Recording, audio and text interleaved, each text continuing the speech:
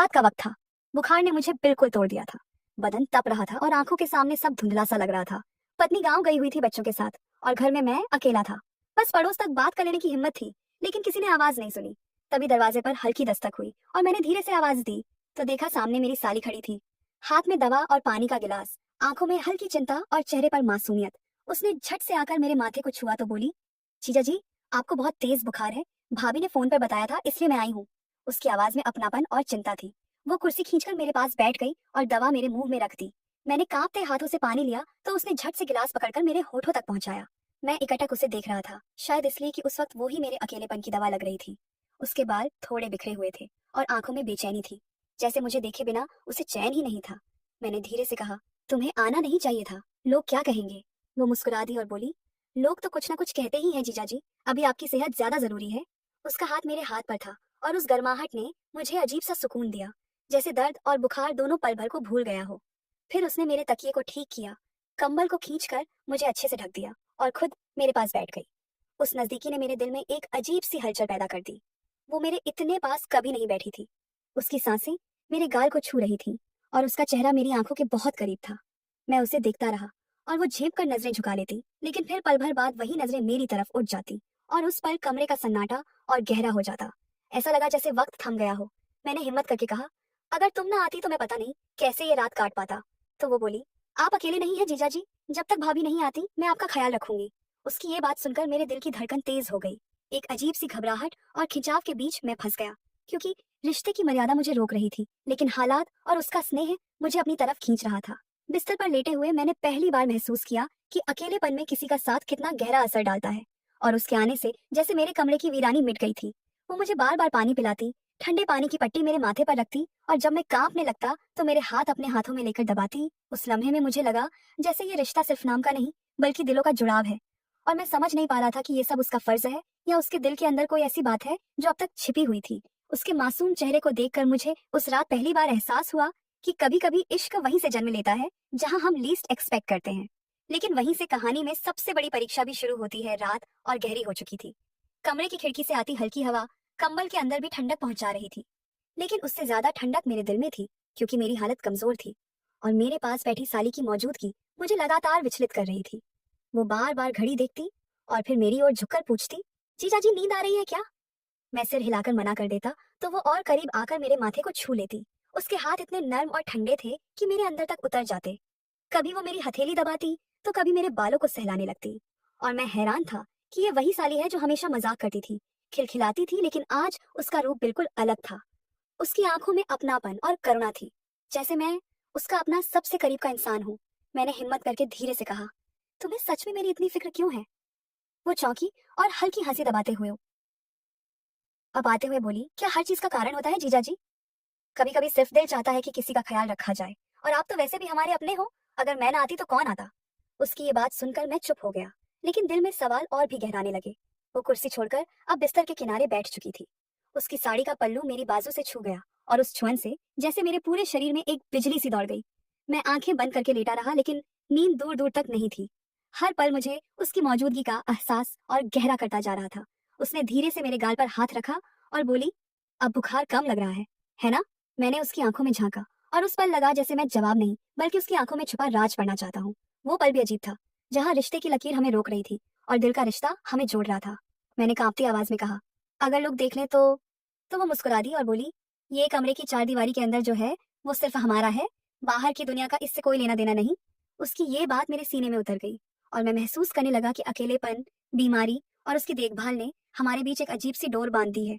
वो डोर इतनी मजबूत थी कि मैं चाहकर भी इससे बच नहीं पा रहा था। रात बीत रही थी, पंखे की आवाज और उसकी सांसों की गर्मी के बीच मैं अपने भीतर कई जंग लड़ रहा था। वो धीरे धीरे मेरे पास और खिसक आई, मेरे तकिए को ठीक किया और खुद भी टेक लगाकर बैठ गई, जैसे रात भर मेरा पहरा देने का वादा हो। मैंने हल्की हिम्मत करके उसका हाथ थामा तो उसने झटके से हटाया नहीं, बल्कि हल्की पकड़ और कस थी। उस पकड़ में न जाने कितनी अनकही बातें थीं। उसके होठों पर हल्की मुस्कान थी, लेकिन आंखों में हल्की नमी भी थी। शायद वो भी मेरे जैसी ही उलझन महसूस कर रही थी। शायद वो भी रिश्ते और दिल के बीच फंसी थी। और तभी मुझे एहसास हुआ कि ये रात हमारी जिंदगी बदलने वाली है, क्योंकि हम दोनों में से कोई भी अब इन भावनाओं को रोक नहीं पा रहा था।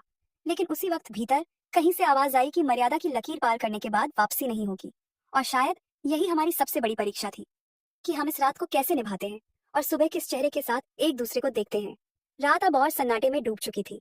बाहर कहीं दूर से कुत्तों के भौंकने की आवाज आती थी और बीच बीच में हवा खिड़की के पर्दे को हिला देती थी। मगर मेरे कमरे के भीतर का माहौल बिल्कुल अलग था।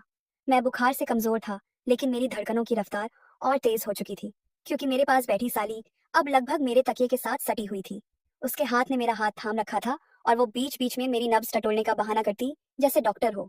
लेकिन उसके चेहरे की झलक बता रही थी कि वो सिर्फ मेरा हाल नहीं देख रही थी, बल्कि मेरे नजदीक आने का कोई बहाना ढूंढ रही थी। मैं बार बार सोच रहा था कि अगर पत्नी यहाँ होती तो ये सब शायद कभी नहीं होता। लेकिन ये सच था कि मेरी बीमारी, अकेलापन और उसकी मौजूदगी ने मुझे उसके और करीब ला दिया था। मैंने धीमे स्वर में कहा, तुम्हें डर नहीं लगता कि कोई देख लेगा? वो हंसते हुए बोली, डर क्यों लगेगा जीजा जी? सब सो रहे मिता है, और वैसे भी अगर मैं आपके लिए रात भर जाग रही हूँ तो इसमें बुरा क्या है? आप मेरी बहन के पति हो, मेरा भी फर्ज है आपकी देखभाल करना। उसकी ये मासूमियत भरी बात सुनकर मैं थोड़ी देर चुप रहा, लेकिन उसके चेहरे की मासूमियत के पीछे एक हल्की सी शरारत भी साफ झलक रही थी। वो धीरे धीरे मेरी ओर झुकी और मेरे माथे को फिर छूकर बोली, अब बुखार उतरा है, आप आराम से सो जाइए। लेकिन मैं कैसे सो जाता जब मेरे दिल में तूफान मचा हुआ था। मैंने अचानक उसका हाथ पकड़कर कहा, अगर मैं कहूँ कि मुझे नींद तभी आएगी जब तुम मेरे पास बैठी रहोगी तो? उसने मेरी आंखों में गहराई से देखा और बिना कुछ कहे सिर हिला दिया। फिर धीरे से बिस्तर पर बैठ गई और अपनी साड़ी का पल्लू समेटते हुए बोली, ठीक है, मैं यहीं रहूंगी जब तक आपको नींद ना आ जाए। उसकी ये बात सुनकर मैं और भी बेचैन हो गया। उसकी सांसों की खुशबू मेरे चेहरे तक आ रही थी और उसके बदन की गर्माहट मुझे महसूस हो रही थी। मैंने धीरे धीरे आंखें बंद कर ली, लेकिन नींद की बजाय अब एक अजीब सी ख्वाहिश मेरे अंदर जन्म लेने लगी थी। मैंने अपने होंठ खोले और कुछ कहना चाहा, लेकिन शब्द गले में अटक गए। तभी उसने मेरा सिर अपनी गोद में रख लिया और मेरे बालों को सहलाने लगी। उस स्पर्श में इतनी नरमी थी कि मैं सब भूल गया। वो लम्हा मेरे लिए किसी जादू से कम नहीं था। मेरी धड़कनें अब इतनी तेज थीं कि शायद वो भी सुन पा रही थी। उसकी उंगलियां मेरे माथे और बालों में घूमती रहीं और मैं उस पल को रोक देना चाहता था, लेकिन साथ ही भीतर डर भी था कि कहीं ये सब हद से आगे ना निकल जाए। मैंने धीरे से कहा, तुम्हें पता है, तुम बहुत अलग हो। तुम्हारी ये देखभाल मेरे दिल को छू रही है। उसने हल्की मुस्कान के साथ कहा, कभी कभी इंसान की सच्ची पहचान मुश्किल घड़ी में ही सामने आती है जीजा जी, और शायद आज आपकी हालत ने मुझे भी बदल दिया है। मैं खुद को रोक नहीं पा रही। उसकी आंखें अब और भी गहरी लग रही थीं। उनमें नमी और चाहत दोनों थी, और उस चाहत को देख मैं समझ गया कि ये रात हमें हमें एक ऐसे मोड़ पर ले जाने वाली है जहां से वापसी मुश्किल होगी। लेकिन शायद यही हकीकत थी कि हम दोनों के दिल अब एक दूसरे के पास आने लगे थे। वो पल मेरे लिए किसी ख्वाब से कम नहीं था, और मैं सोच रहा था कि सुबह जब सूरज निकलेगा तो ये ख्वाब किस सच में बदल जाएगा। रात अब इतनी गहरी हो चुकी थी कि खिड़की से आती हवा भी जैसे हमें और पास ला रही थी। मैं उसकी गोद में सिर रखे पड़ा था और उसकी उंगलियां मेरे बालों में घूम रही थीं। मेरी धड़कनें तेज थीं और उसकी सांसें भी भारी भारी हो रही थीं। उसने धीमे से कहा, जीजा जी, अगर आज ये सब मेरी बहन जान गई तो क्या होगा? उसके इस सवाल ने मुझे अंदर तक हिला दिया। मैंने आंखें खोलकर उसकी ओर देखा और कहा, मुझे भी यही डर है, लेकिन तुम्हारी ये देखभाल, तुम्हारा मेरे पास होना, सब मुझे भूलने पर मजबूर कर रहा है कि हमारे बीच की दूरी कैसी होनी चाहिए। वो मुस्कुराई और धीरे से बोली, कभी कभी दूरी मिटाने के लिए किस्मत बहाना ढूंढ लेती है, शायद आपकी बीमारी ही वो बहाना है। उसकी बातों में जो भावनाएं थीं, उसने मुझे मजबूर कर दिया कि मैं उसके और करीब हो जाऊं। मैं उठकर बैठ गया और उसका हाथ थाम लिया। उसने नजरें झुका ली, लेकिन हाथ नहीं छोड़ा। मैंने उसके चेहरे को देखा। वहां एक अजीब सी चमक थी, जैसे वो चाहकर भी खुद को रोक नहीं पा रही थी। उसकी आंखों में हल्की सी नमी और चाहत दोनों थी। मैंने धीरे से कहा, तुम्हें पता है ये पल हमें कहाँ ले जा सकता है? वो कांपते स्वर में बोली, हाँ पता है, लेकिन फिर भी मैं आज आपको अकेला नहीं छोड़ सकती। और इतना कहकर उसने अपना सिर मेरे कंधे पर रख दिया। अब हमारे बीच की सारी औपचारिकताएं टूट चुकी थीं। सिर्फ दिल की आवाजें थीं जो हमें एक दूसरे के और करीब ला रही थीं। कमरे की खामोशी में बस हमारी सांसों की आवाज थी। बाहर की दुनिया जैसे थम गई थी। मैंने उसकी ठंडी उंगलियों को अपने हाथों में कसकर पकड़ लिया और कहा, अगर कभी मेरी पत्नी को पता चल गया तो? उसने बिना सोचे कहा, तो मैं कह दूंगी कि ये सब मेरी गलती थी। आप तो बीमार थे, मैंने ही आपको रोकने नहीं दिया। उसकी ये बातें सुनकर मैं हक्का बक्का रह गया। एक तरफ उसका ये बलिदान सा भाव मुझे और खींच रहा था, दूसरी तरफ मेरी अंतरात्मा बार बार कह रही थी कि ये गलत है। लेकिन दिल और दिमाग की लड़ाई में उस रात दिल जीत रहा था। मैंने उसके चेहरे को अपनी हथेलियों में थामा और उसके माथे को छू लिया। वो कांप उठी, लेकिन पीछे नहीं हटी। उसकी सांसें और तेज हो गईं। उसने आंखें बंद कर ली, जैसे सब कुछ मेरे हवाले कर रही हो। उस पर मुझे एहसास हुआ कि इंसान जब अकेलापन और चाहत के बीच फंसता है तो वो सब भूल जाता है। हम दोनों अब एक ऐसे मोड़ पर पहुंच चुके थे जहां से वापसी मुश्किल थी। लेकिन उसी पल मेरे अंदर एक सवाल उठा, क्या यही सही है? क्या मैं अपनी पत्नी के विश्वास के साथ धोखा कर सकता हूँ? और क्या मेरी साली को सच में यही चाहिए? मैंने गहरी सांस ली और उससे थोड़ा हटकर कहा, नहीं, हमें रुक जाना चाहिए। ये रास्ता हमें कहीं और ले जाएगा, जहां सिर्फ पछतावा मिलेगा। वो चौंक कर मुझे देखने लगी। उसकी आंखों में आंसू छलक आए। उसने कहा, तो आप कह रहे हो कि मैं गलत हूँ? मेरी ये चाहत गलत है? मैंने उसका हाथ थामते हुए कहा, नहीं, तुम्हारी चाहत गलत नहीं है, लेकिन इस चाहत को पूरा करना गलत होगा, क्योंकि इससे हम दोनों की जिंदगी तबाह हो जाएगी। और सबसे बड़ी बात, तुम्हारी बहन की जिंदगी बर्बाद हो जाएगी। मेरी ये बातें सुनकर वो चुप हो गई। थोड़ी देर बाद उसके आंसू मेरे हाथ पर गिरने लगे। वो बोली, आप सच कह रहे हो जीजा जी। मुझे आज समझ आ गया कि चाहत और जिम्मेदारी में कितना फर्क है। मैंने आपको खोने के डर में खुद को खो दिया, लेकिन शुक्र है कि आपने मुझे बचा लिया। उसकी ये बात सुनकर मेरे दिल से बोझ उतर गया। मैंने उसे गले से लगा लिया और कहा, तुम हमेशा मेरी छोटी बहन जैसी रहोगी।